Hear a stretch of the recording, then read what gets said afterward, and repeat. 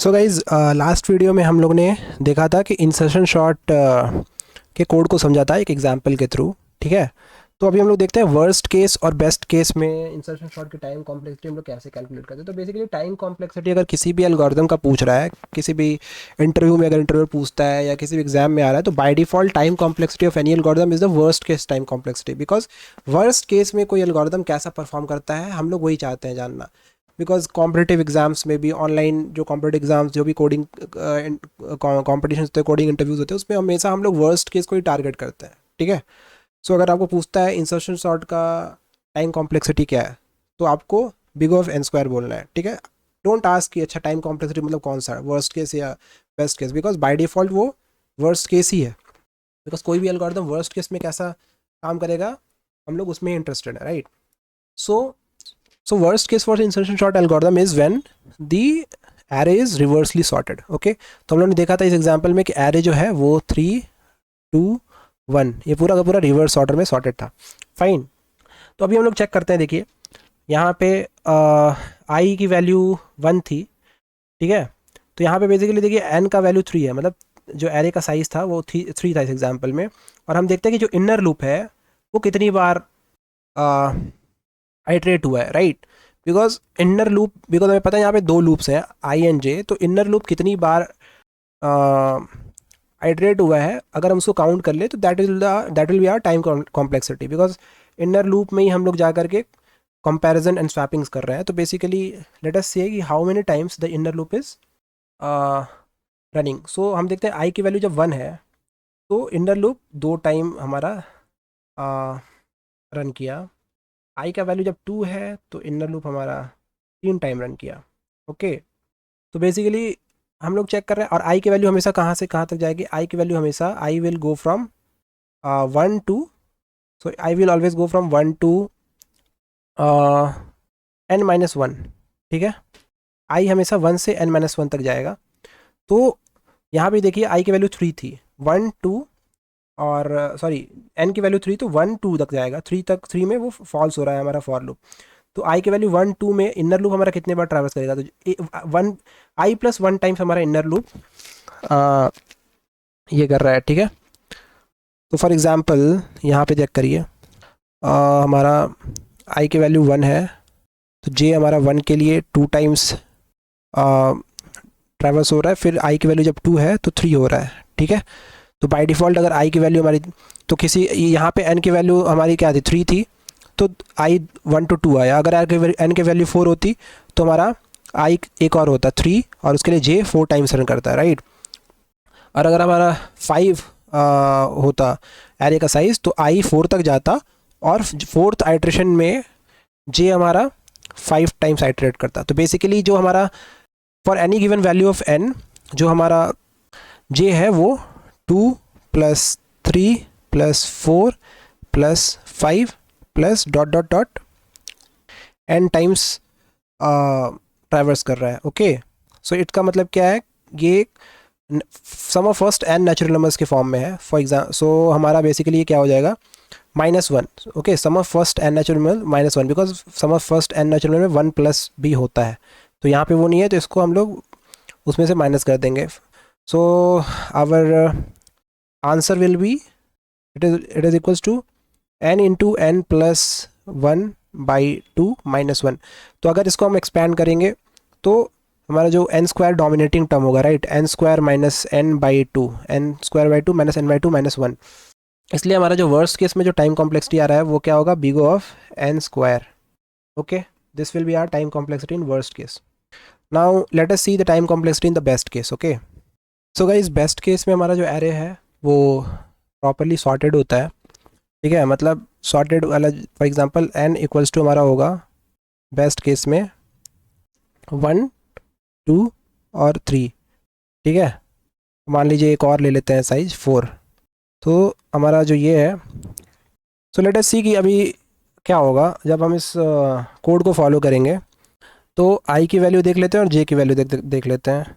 तो और यहाँ पे हमारा है क्या क्या, एक की है, फाइन, आई है, जे है।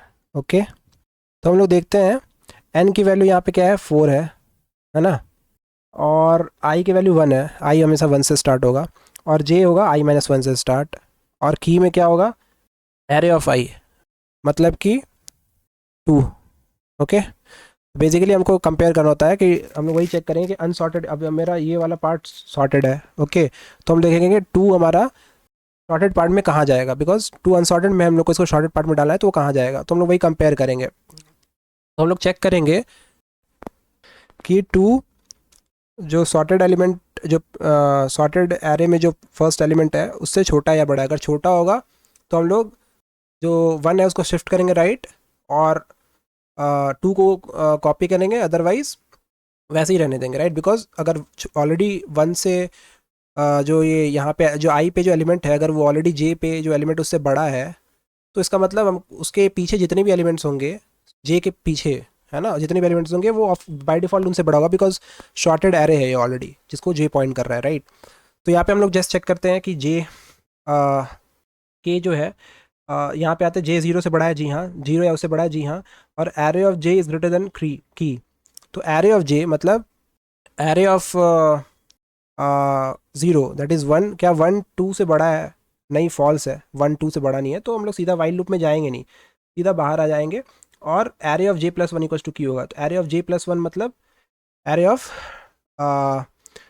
1 में की आएगा, तो एरे ऑफ 1 में की मतलब एरे ऑफ 1 में 2 आ जाएगा, तो 2 ऑलरेडी वहाँ पे है, तो उसको वापस से वहाँ कॉपी करने का मतलब कुछ है नहीं, वही होगा, तो वापस से वहीं पे 2 कॉपी हो जाएगा, ठीक है। तो एरे आई की वैल्यू 1, जे की वैल्यू 0, फिर आई की वैल्यू यहाँ 2 होगी, नेक्स्ट आइट्रेशन में वापस से जे कहाँ होगा, आई माइनस 1 से स्टार्ट होगा, की में क्या होएगा, आई जिसको पॉइंट कर रहा है वो, तो ये अभी हमारा एरे यहाँ तक शॉर्टेड हो गया है, ठीक है, एरे हमारा यहाँ तक शॉर्टेड हो गया है, अभी आई हमारा इसको यहाँ पे पॉइंट कर रहा है, तो क्या हम लोग वापस से चेक करेंगे कि क्या array of J is greater than की। तो एरे ऑफ जे मतलब 2, क्या 2, की मतलब क्या है कि अभी यहाँ पे 3 है जिसको आई पॉइंट कर रहा है, तो 2 क्या 3 से बड़ा है, 2 क्या 3 से बड़ा है, नहीं, 2 3 से छोटा है, तो वापस से वाइल लूप हमारा फॉल्स हो गया। जे तो 0 से बड़ा था, जे 1 है, बट जो जे पे जो एलिमेंट है, ओके, मतलब 1 पे जो एलिमेंट है 2, वो की से छोटा है, तो इसका मतलब ये फॉल्स हो गया, वापस से हम लोग वाइल में नहीं जाएंगे। बस इसका मतलब ये है कि जो प्रेजेंट एलिमेंट है वो ऑलरेडी हमारा जो सॉर्टेड पार्ट का जो सबसे बड़ा एलिमेंट है उससे भी बड़ा है, इसका मतलब उसको हम लोग सिर्फ वहाँ पे ही इंक्लूड कर सकते हैं राइट।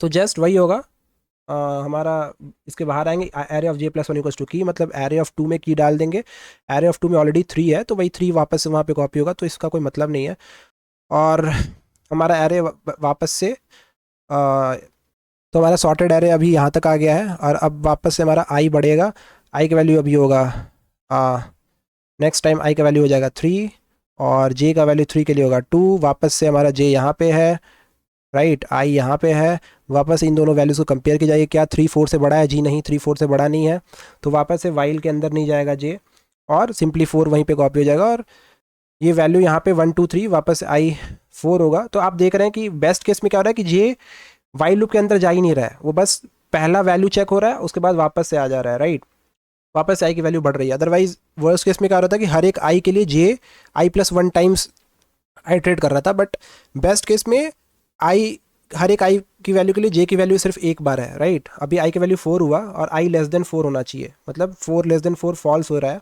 तो ये बस लास्ट है हमारा। तो हम लोग देख रहे हैं यहाँ पे कितना बार हमारा लूप हो रहा है, आई जा रहा है, आई आइट्रेट कर रहा है हमारा, आई ने कितनी बार वैल्यूज़ लिए 1 2 3, है ना, 4 वैल्यूज़ आई ने ली हैं, और जे ने क्या किया है कि हर आई के लिए आ, एक बार आइट्रेट हो रहा है राइट। तो हर एक आई की वैल्यू के लिए जे 1 टाइम आइट्रेट हो रहा है, ओके। तो सिंपली हम लोग क्या कर रहे हैं, एक बार एरे को ट्रैवर्स कर रहे हैं, तो टोटल नंबर ऑफ आइट्रेशन जो है हमारा कितना हो रहा है, ये हो गया 1, ओके, ये हो गया 2, ये हो गया 3, फोर्थ वैल्यू के लिए हमारा सिंपली हम लोग का फॉर लूप भी फॉल्स हो रहा है, और हम लोग लूप के बाहर आ जा रहे हैं, तो हमारा जो टोटल टाइम कॉम्प्लेक्सिटी है वो क्या हो रहा है, बिग ऑफ एन, जितने जितने एलिमेंट्स है बस सबको एक बार हम लोग स्कैन कर रहे हैं।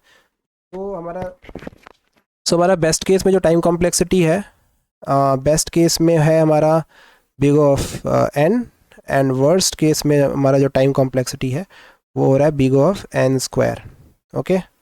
सो this is all about insertion sort algorithm.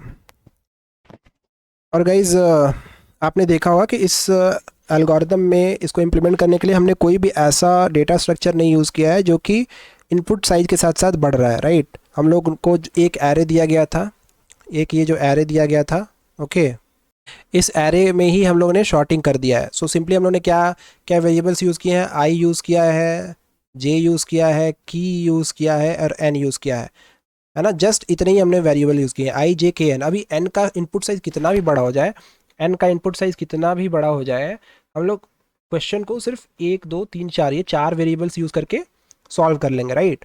So input size के साथ मेरा जो नंबर ऑफ वेरिएबल्स है it is not directly proportional, okay. So अगर हमारा इनपुट साइज़ बढ़ रहा होता और उसको सॉल्व करने के लिए हमारा एल्गोरिदम जो स्पेस ले रहा है वो भी बढ़ता, तो समझ में आता कि ठीक है डायरेक्टली प्रोपोर्शनल है। बट हमारे एल्गोरिदम में हम लोगों ने सिर्फ 4 एक्स्ट्रा वेरिएबल्स यूज़ किए हैं, ठीक है, और it is constant. Now no matter what the input size is, it will always be constant. So that's why हमारा जो स्पेस कॉम्प्लेक्सिटी होता है वो बिग ऑफ वन है, दैट इज़ कांस्टेंट। गाइस, इस वीडियो में डिस्कस किए गए सारे कंसेप्ट्स के नोट्स एंड कोड्स के लिंक हमने वीडियो के डिस्क्रिप्शन बॉक्स में डाल दिया है, आप उन्हें एक्सेस कर सकते हैं। अगर वीडियो आपको पसंद आया then like, share and subscribe my channel.